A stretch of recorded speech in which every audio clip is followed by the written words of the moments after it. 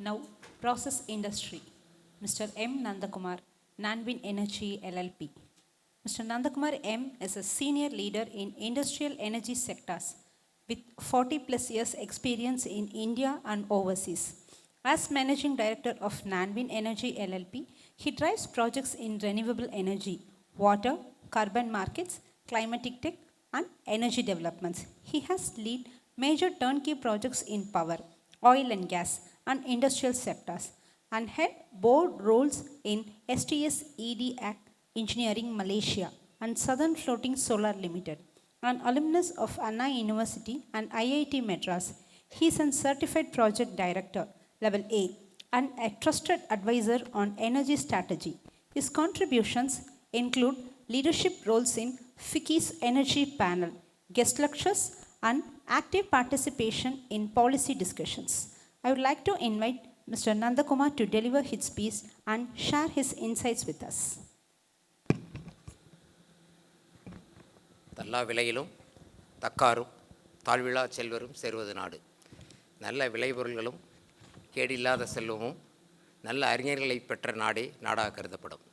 A kingdom in which a good cultivation, a good amount of wealth in a legitimate means, and good, the people with wealth of knowledge is considered to be a wise kingdom. It's as per our Tiruvulvar. Thank you, Mr. Shantakumar, President of India Taxpayers, distinguished guests on the dais, Mr. Manimohan sir, Assistant Commissioner GST, other distinguished panel members from various verticals, and participants from various industries and verticals, and also ladies and gentlemen. Good evening to everyone over here. It's the right forum probably for us to kind of talk about this very important matter of taxation, because we all breathe, we all eat, we all live. Similarly is the thing, like we have taxation, and at the end of the day, the bottom line, money matters. So we have got to be part of it, whether we call it as illiterate or whether we are kind of a specialized, we have got to live with it. So I thank you, Shatakumar and the office bearers of India Taxpayers for organizing such a kind of an event, wherein such sensitization takes place among the various people. What is it in it for them end of the day? Every one of us have come here to look for what is in it for me, whether it is an individual or as an organization or otherwise. You should have to have some takeaway to go back to your place and then implement. And I believe this small effort of India Taxpayer organizing such a meet is very important. So prior to getting in that, we need to understand a little bit about how is the business going on and how is it we are all performing. Our growth rate, what we usually measure in economic measures called the GDP.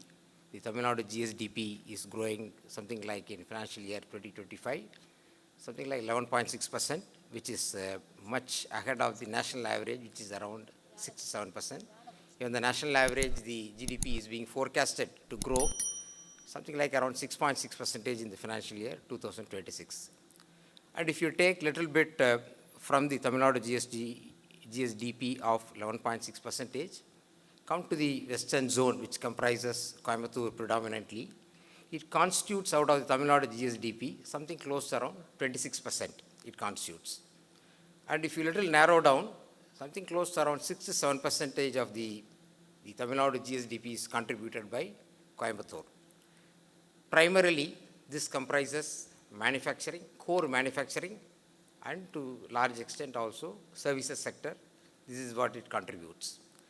And you all know well, being a growing economy, our, the growth in various aspects, if you take that, a measure of indicating, yes, that the growth is assured and the growth is, a double digit, is always an indication that we are in the right track of growth.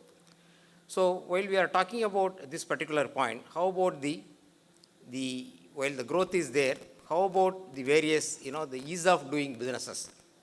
End of the day, as I told, we should have to be comfortable in doing our business. We should have some clear what is in it for me. A person doing a business has to make some, kind of a satisfaction of earning something, bottom line matters, and also like contributing to the social. So if you take the ease of doing business, the World Bank report says from 142nd position in 2014, it has moved to the 63rd position our country has moved. So the ease of doing business comprises various factors, including applying for electricity, applying for licenses, permits, and everything. Also, the taxation forms a major part in ease of doing business. Why we got to talk about this is that, see, primarily our economy, our economic engine, something like a $4.6 trillion of Indian economy, and again, out of which we are the second largest economy, Tamil Nadu,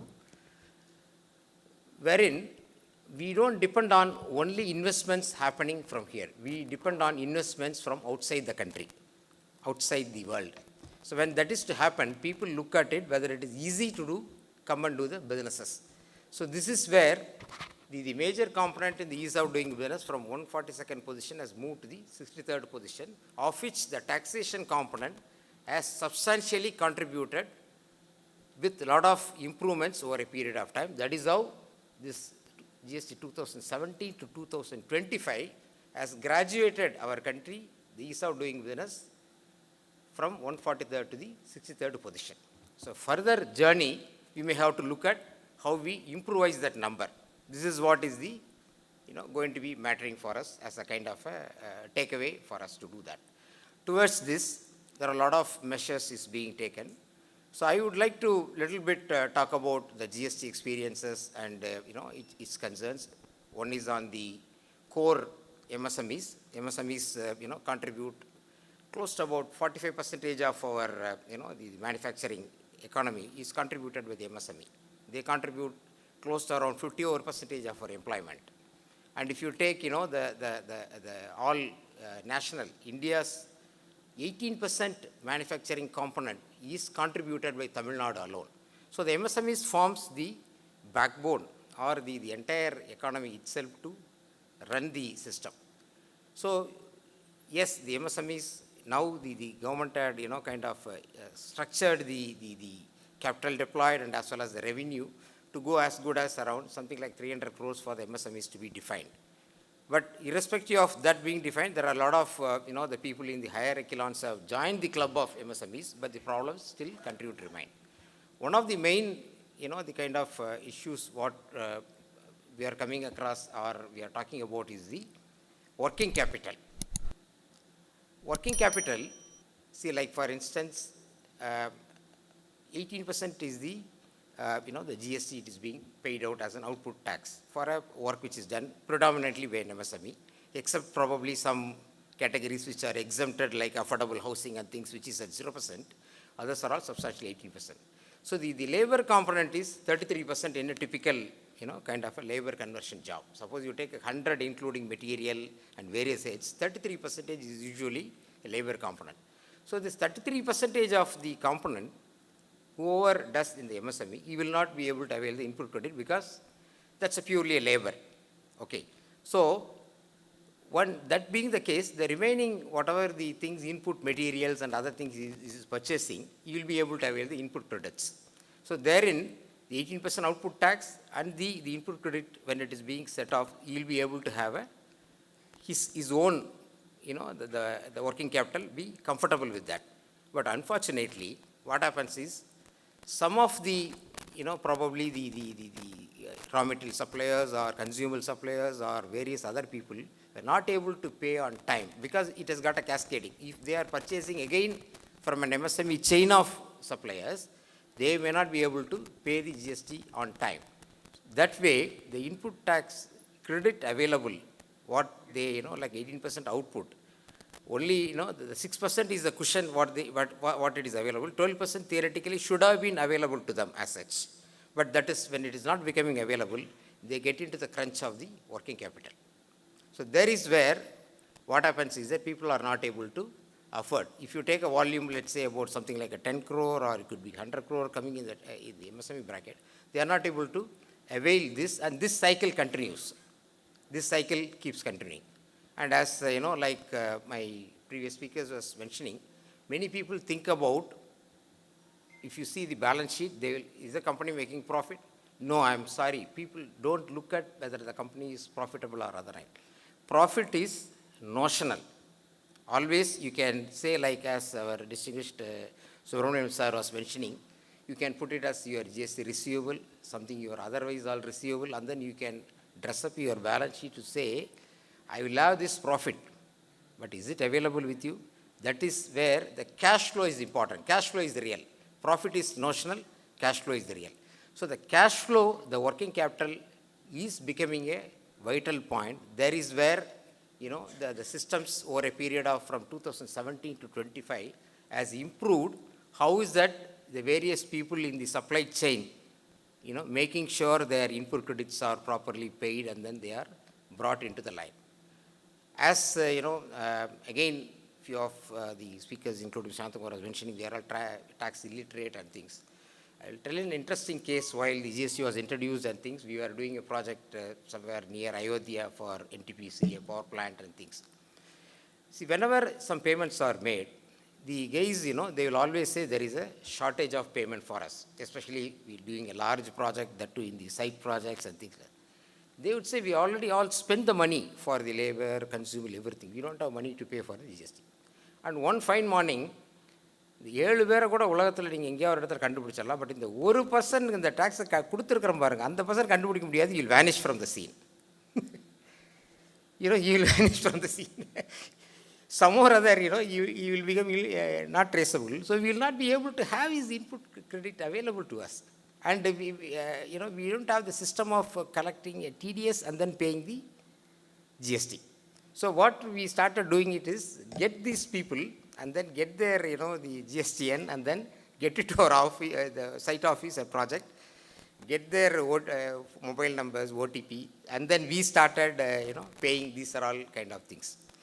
So as I was mentioning, like, basically I'm a core engineer, but of course I was in the board, I was managing director of the company. So I used to ask my finance person, finance CFO and finance officer, to a little bit explain these things. We assume. Only thing is, I always say that you be prudent in your tax payment. You should not evade tax. An item which is supposed to have undergone tax in one time should not multiple times undergo a taxation. You should be prudent. If it is not becoming, prudent, we have got to be very careful. We should not, think of non-compliance and then getting into a kind of a thing. We have got to comply the law. That's very, very important. So I used to ask him what are all the, the things, like for example, what is the tax rate for this? What is the tax structure for this? End of the day, I will tell, being a person who is not knowledgeable with that, please try to structure this. And some businesses and projects, I used to tell him, please don't take, because end of the day, we are paying more tax and our, even the so-called margin lies in the tax receivable. So that becomes a kind of a scenario, like in inverted structures of duty. An EPC project of a renewable project is under 5%, whereas all that input raw materials purchase are already 18%. So we get only paid 5%, wherein our output input tax is much more. So when we will get the refund, we will get, as long as we keep the records clean, we keep the things legitimate, we will get the credits, no problem. But only thing is the time, how it comes. That is where the working capital. So the cash flow is the real, we have got to address it. This is one very important thing, and this is where I believe over a period of the last 8 years, there are a lot of maturity in the system, and then the people started reasonably complying, and then the people are reflecting their, the taxation in the system, and then be able to make it. But still the pain lies, especially for the MSMEs.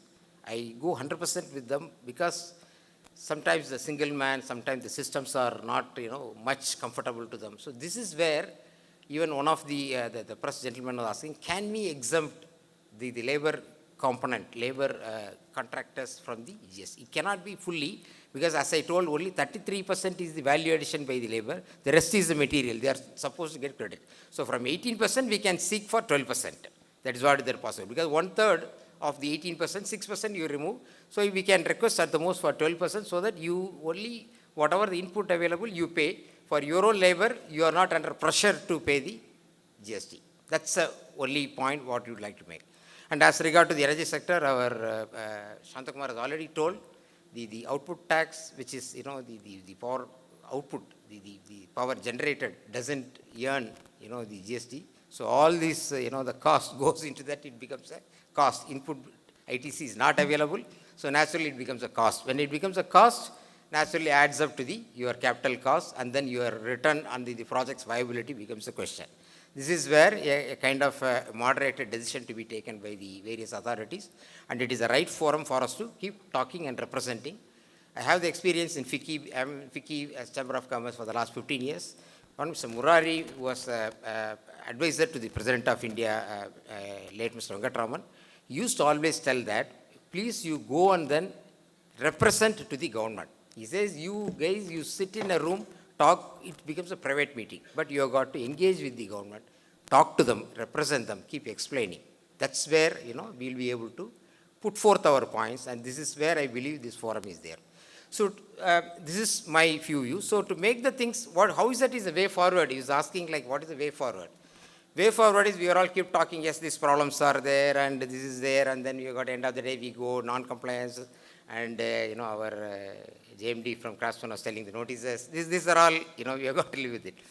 So this is where I want to touch upon one important thing, which in every talk discussions, people always now, kind of talk about a very important subject, which I think every of you know, AI, they call artificial intelligence. Our intelligence, leave it, people are now claiming to use the artificial intelligence. Can I take a few minutes to close this point and then? So basically, we have been over ages from the Iron Age, Bronze Age, then we become little mechanizing, then we invented wheels, we produced volumes, then we moved to what is called as semiconductors, and then, with the semiconductors and computers developed, we developed what is called as a simple machine language. Machine language is basically not a software. It will tell based on your repetitive thing. If you type, I am going to like that, it will sense and then tell I am going to temple. Maybe if it is in the very early morning, or if it is a Saturday, or if it is a Friday, it will tell. Or today, if you are coming for this India Taxpayers Forum, I am going to, it will say you are going to leave, you are going to meeting, or you are going to leave Meridian. So the machine language is not a software. It will sense and tell what is it likely based on your trend of activities, what you are doing, or trend of data, what you are using it. So this machine language little improvised, and what it has formed as called as a deep neural network, something like our brain.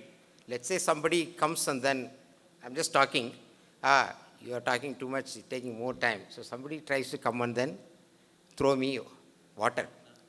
So what I will ask immediately, so I will ask him, do you have, I will tell. So the next can be, do you have sense? Do you have time pressure? Something like that we will ask. Similarly, I have, learned over ages several of the parameters, like our banking sir was mentioning. I am master of all, but jack of none. So something like that, you learned all, but one day, one information can do a thing. So that's where what happens is this deep neural network, like how in our brains is neurons work.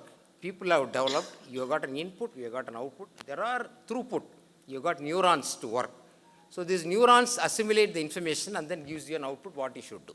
So in the same way, they have developed what is called as this deep neural network, and then they have developed certain softwares like what they call it as a large language models, LLM they call, which are all the one like we use ChatGPT and Perplexity, Grok, Claude, lot of things what we use it. So this is nothing but a software which has got a big neural network. Over a period of 1 year, 2 years, they have input several information into that. They have trained it. They have trained it in walk of life, what all information you'll be asking, and then they made it with terabytes of data, what they call tokens, and then they made it. And then they made it a very simpler format for you to come and interact, ask questions, it will keep the answering. This is what is it, it has been done. So this LLM, what is called large language, we only were talking about ChatGPT, Perplexity, few of them. Do you know how many such large language models are developed over the past 5, 6 or 7, 8 years? 22.6 large language models are developed, and it is there in the system for the people to use it. So these models are available, and these can be more and trained, and then more can be. Okay, having we talked about it, now what this AI can solve for me for this GST and things what you're doing. One is that, very simple, what is called as that, there are certain kind of applications like what is called natural language processing. Means, suppose you have got a document, a PDF document or an Excel sheet, it can go through and then capture all the information. Suppose you have got an invoice, that invoice it can, if you just put it in that, the large language model or the software, it can extract out the relevant data. And then it can capture those data. And then it can kind of automate your process. And then it can also, like, these kind of inputs can even try to take, suppose this is your output tax, overall the input likely to come for me, it can take. Next step, it can even try to kind of match what is it, kind of the input which is likely to be available. And somebody who is not paying the input tax credit also, it can predict and tell this guy will not pay in your supply chain. You be careful and then don't do. It can also tell. So the 3-4 applications out of AI in the very normal GST can be your data extraction, and then your, the simple natural language processing of just reading a document and capturing it. And again, the match, the reconciliation of the input tax credits, finding out the mismatches, then the predictive. It can even predict what it can do or not. So the most important, these are all the first steps of how you are trying to do. So what, the AI study says that something like close to around 20 to 40% of your compliance cost can be improved if you use these AI tools. Okay, 20 to 40%. 40 to 60% of your processing time can be reduced. And 60 to 80% of your errors can be reduced. And finally, it says 2 to 3% of your working capital can be improved. Like what I was mentioning, somebody not paying input credits, output is there, you are paid, you have got to pay. That gap, 2 to 3%, it says it can improve. This is what is the AI study says. These are all the simpler methods. You don't have to invest big. You can very well use these methods to make sure that you are comfortable with your compliance. End of the day, as Subramaniam sir was mentioning, unless you are not compliant, you may not be able to perform any business. You have got to be compliant. You have got to follow the law of the land. You have got to be compliant. So you have got to comply. So the compliance burden, it can be substantially taken out. And a step, if you are a little bit more able to afford on the AI things, what you can do is, there is a model called RAG model, Retrieval Augmented Generative, wherein your entire, the various, the companies which does more volumes of hundreds or 300 or 1,000 crores, the various circulars comes from the department, various case laws, various amendments, various, their slabs, everything. You can train a large language model and then make it more robust with more and more information. Later, if you can ask today what is my, any amendment has come or any non-compliance has come with respect to my sector of activity, like railways or it could be any sector, it will give you, if you set an alert, it will tell you over an SMS or a mail that this amendment has come, this case law judgment has come. You please follow that, it will tell. That's, you can develop it. You got to spend a little time and also little money on that. And even the CA Institute has developed for the chartered accountants. If anyone is chartered accountant, you can, there's a CA Institute has developed this RAG model and then have developed. End of the day, if you are very thorough in your analysis, you can even input your next year business plan into this model and then can predict what is it your business, how it will work, what is it your tax compliance to do, and things like that you can make it. This is possible. So the next journey of way forward, already the department has, I think Manivan sir will be explaining, like he's already started following some of the AI concepts, but it is not a big, science, and then it is be possible for every one of us to start using in a very simpler way. So that way we can improve the compliance and make the things much better, and then we can take it forward. One thing I can tell is that, though we are telling, I used to, have a lot of businesses in Middle East, so sometimes I used to take the Middle East, the tax consultant people, when they introduced in, like in Dubai, they introduced VAT and it's very clear, you are all complying. He said, no, in India, it's much robust. You are, much, kind of rigorous procedures, rigorous methods for your redressal, rigorous appeal systems, rigorous solving of your issue is possible, as like how our craftsman sir was mentioning, like he was able to undergo certain rigmarole, but at the end of the day, if the facts and figures are presented, and if you are doing a legitimate business, I'm sure you can be, successful in coming out that. So, thank you so much for the opportunity. So, before closing my speech, இயற்றலும் ஈட்டலும் காத்தலும் காத்த வகுத்தலும் வல்லதரசு. This is told by Thiruvalluvar. He says, you have got to find various means to collect resources. பொருட்களை எல்லா இடத்துல வாங்கணும், அந்த பொருட்களை கரெக்டாக சேமிக்கணும், சேமித்தது வச்சு இல்லாமல் அதை காக்கணும், காத்ததை சரியாக செலவு செய்யணும். இது கவர்மெண்ட்டோட ஜாப் அப்படின்னு about 5 to 6 centuries back BCE, he has told in Tirukkural. So, as I told, we are breathing, we have got to be involved in the tax, whether whoever you are called literate, illiterate, and it is the right forum to discuss whatever our literate topic or illiterate topics. So, please be, kind of free to come and then discuss in this forum, and our Saris also is being put as the last speaker to clarify certain points. I'm not sure how much time it will take, but I believe, I'm sure that he sincerely, takes all the point. You will definitely find a resolution. So, thank you very much for your patient listening, and I am thankful again to the forum and all of you are having gathered and then for patiently listening to that. Thank you so much. Have a good day. Thank you.